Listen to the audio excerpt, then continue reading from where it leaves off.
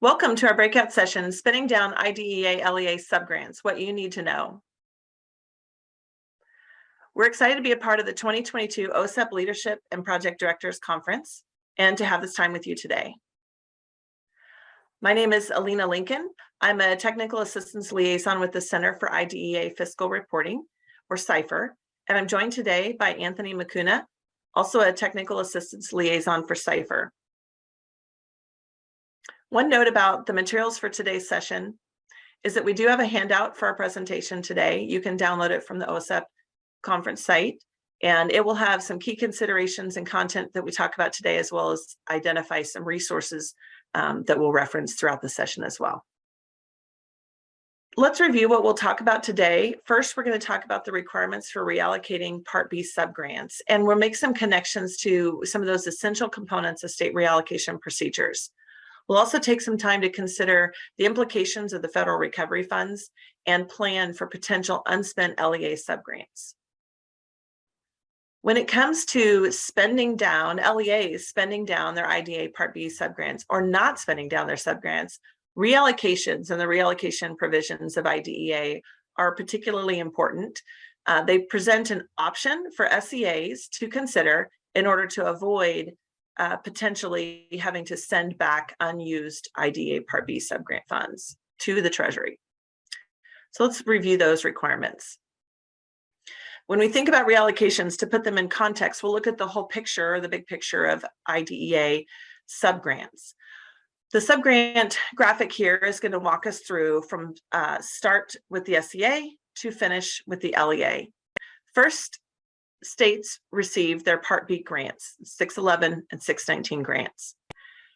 As a part of that grant, they're required to set aside a certain amount for certain activities and their state set aside. And they also may set aside additional amounts of state administration and other state level activities for use at the state level.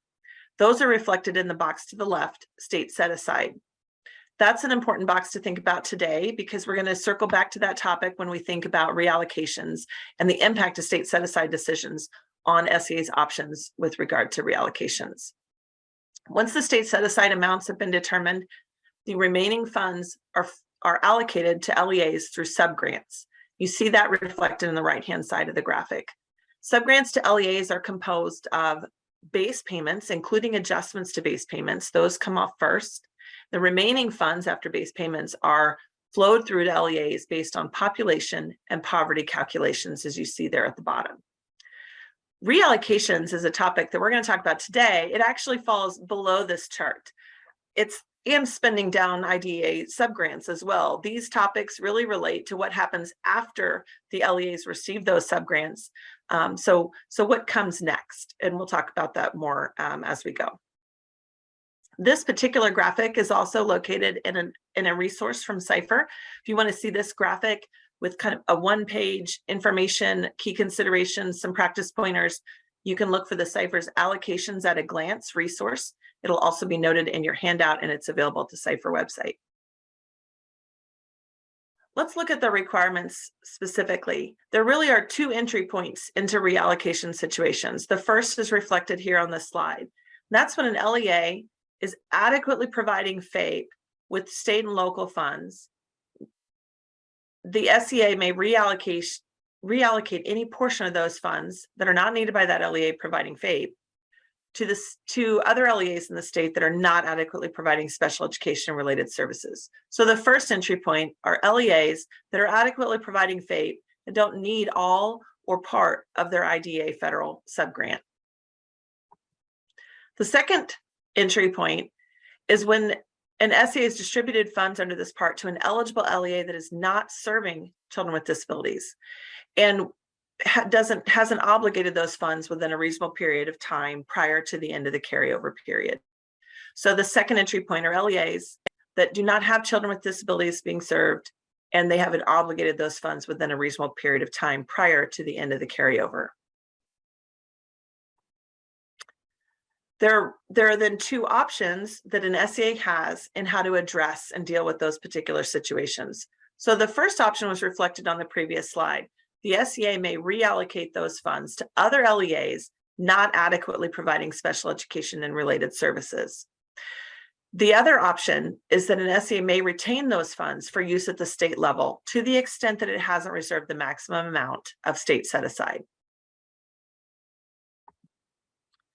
So that's the regulatory language. Let's break it down a little bit into more of a working rule. It really is like an if-then scenario with two options at each point. If an SEA determines an LEA is adequately providing FAPE to all children in their jurisdiction and doesn't need the funds, or an LEA is not serving children with disabilities and hasn't obligated the funds, then the SEA may either reallocate those funds to other LEAs not adequately providing special and related services, or the SEA also has the option to retain those funds at the state level if it hasn't reserved the maximum amount for state level activities. This slide is a graphic, big picture of the reallocations process, more of a workflow vision of the reallocation steps that an SEA and the definitions and criteria an SEA needs to consider for reallocations. You see to the left are the two entry points into reallocations: LEAs that don't need all their IDEA funds and are adequately providing FAPE, and LEAs that are not serving children with disabilities and haven't obligated those funds. Those funds end up in that center box, the funds that are to be eligible for reallocation. And then the two options, state set aside or to other LEAs that a state can decide, how are we going to use those funds? What are we going to do with them? State set aside, retaining to use them for other activities, or we send them out to other LEAs that are not adequately providing special education related services and could use those funds to do so.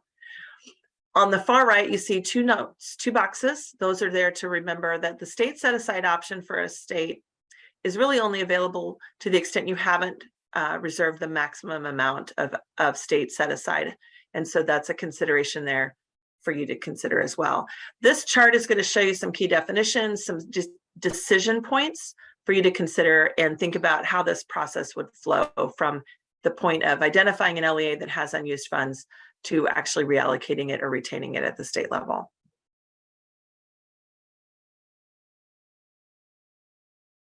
So a few criteria that the director and states need to consider. First, you're going to need to define criteria for adequately providing FAPE. Is the LEA adequately providing FAPE? The second consideration is the LEA that you want to receive the reallocated funds not adequately providing special education and related services? So those two criteria require some definitions or some processes for the state to determine those factors. So it's important to note that those two items are not the same language.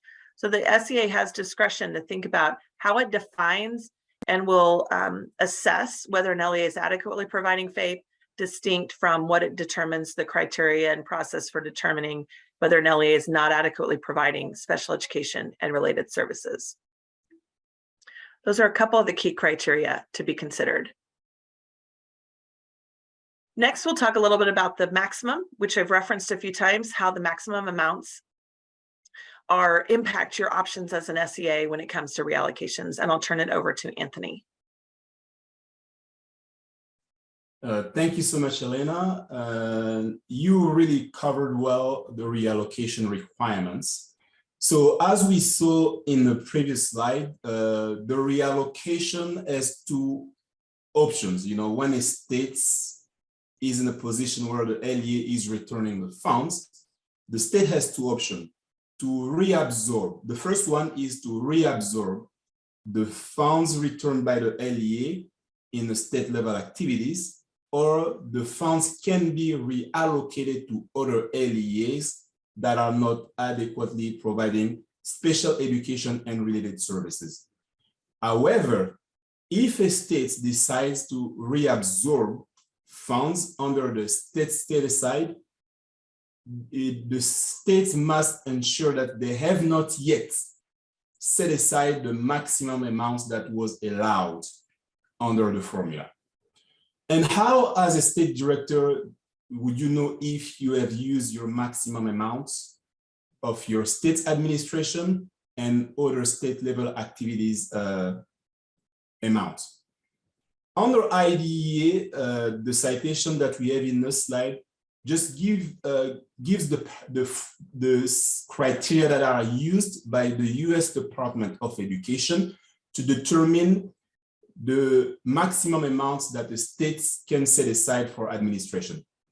And that amount is usually calculated based on the maximum amounts that a state was eligible to reserve for state administration under Section 611 in fiscal year of 2004.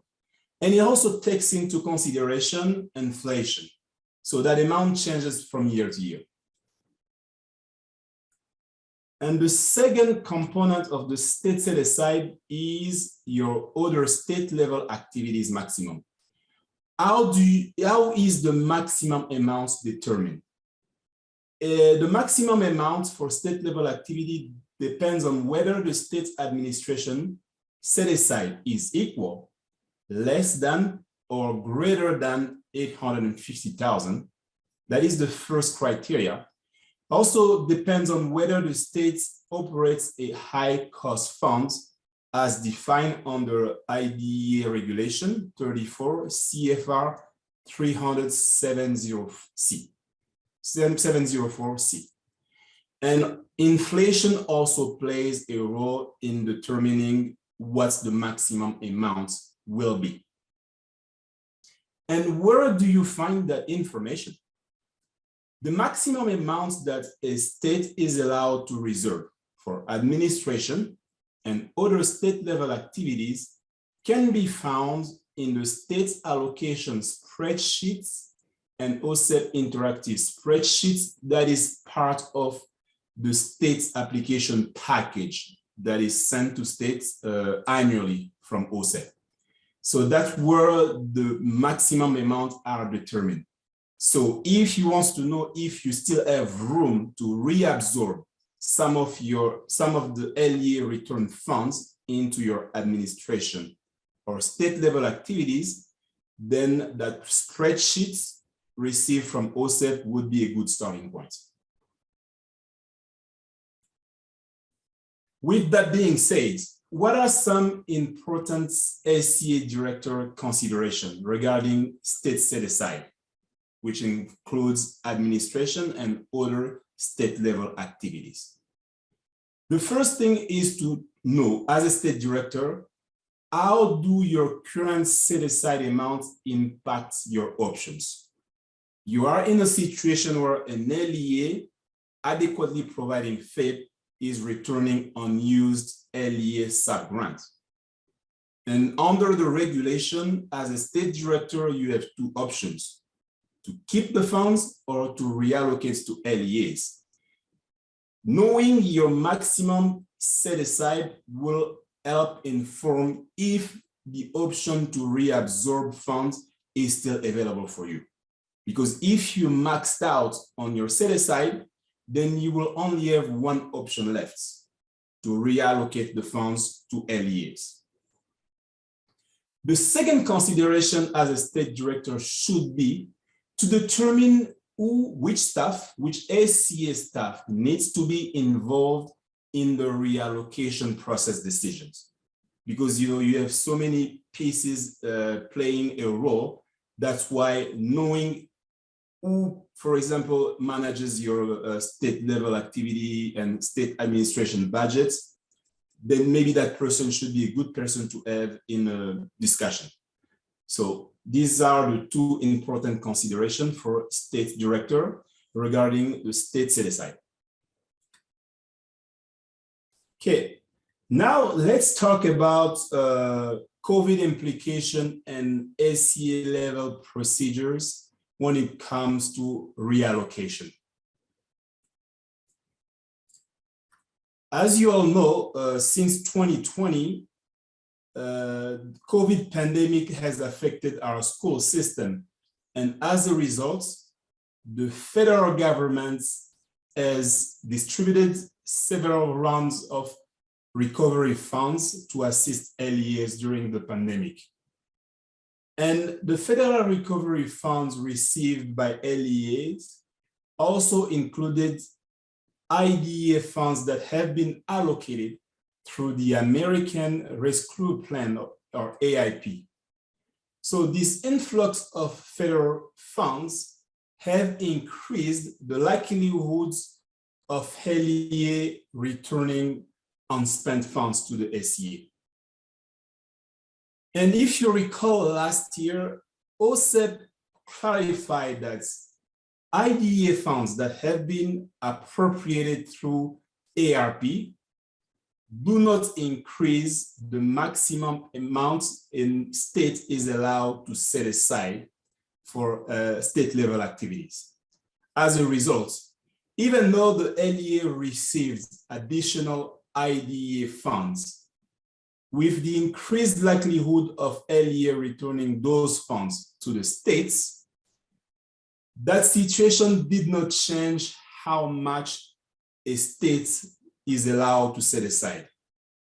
With that being said, when those funds are out there for LEAs, the impact on the two options that SCA have to either reabsorb the funds under a state set aside or redistribute those funds to other LEAs does not change. And as we move closer to the end of the period of availability of the IDEA ARP funds, those funds are set to expire in September of 2023. And as we move closer, you will probably start seeing a lot of LEAs coming to the states requesting that the funds be returned to the states. Then, how do you prepare? Because we are still a year removed from the end of the period of availability of IDEA ARP funds. So it's important to be proactive. Don't wait until the last minute. To mitigate the risk of LEA returning unused IDEA, especially IDEA ARP funds, it is important that as a state, you implement effective monitoring process for unspent IDEA funds. Track the progress. How many LEAs have used their funds? If you have a lot of LEAs with significant balance of unused funds, maybe it might be a good idea to consider providing technical assistance and guidance to give them ideas and inspiration on how those funds can be used in compliance.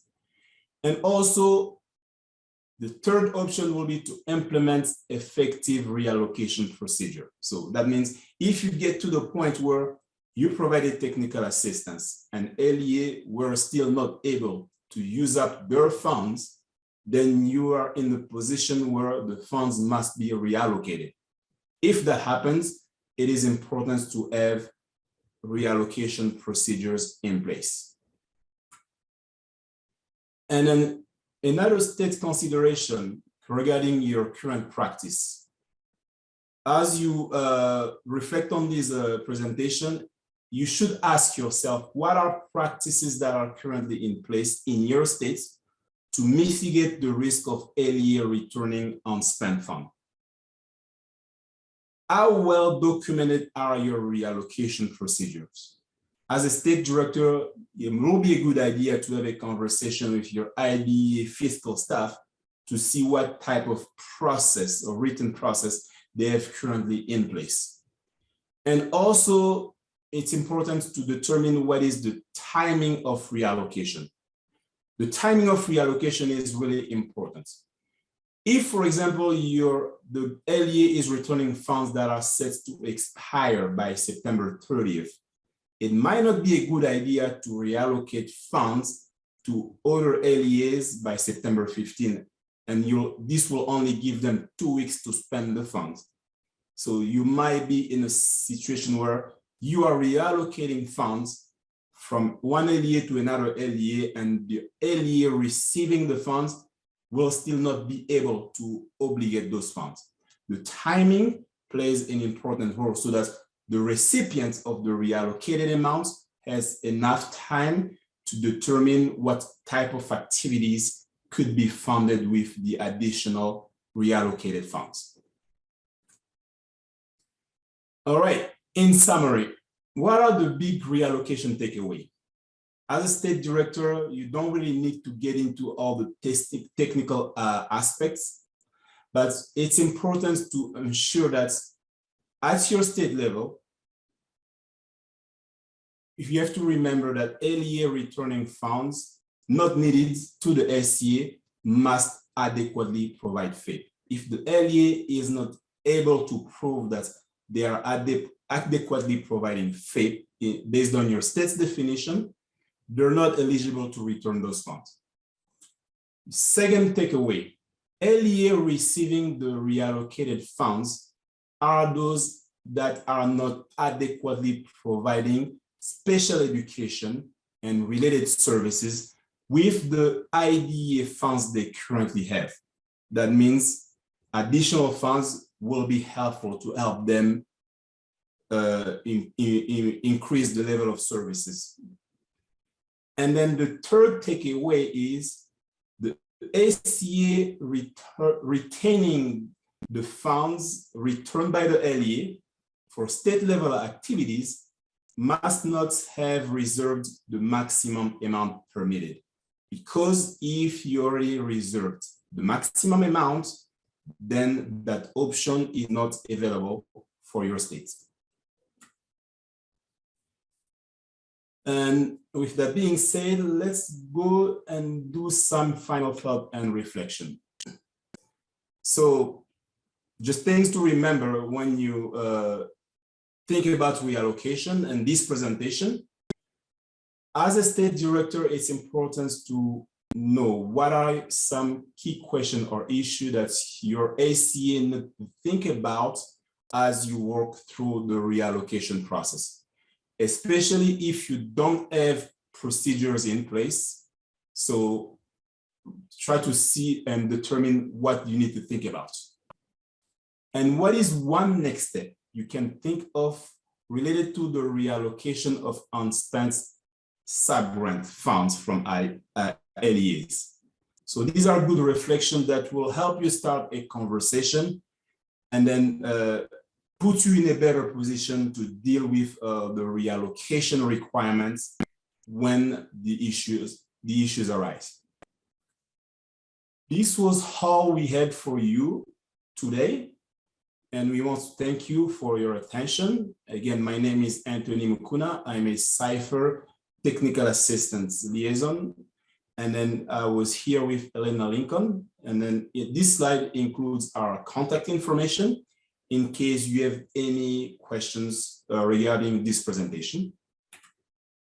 With that being said, we want to thank you very much for your attention. And we hope that you have a good rest of the conference.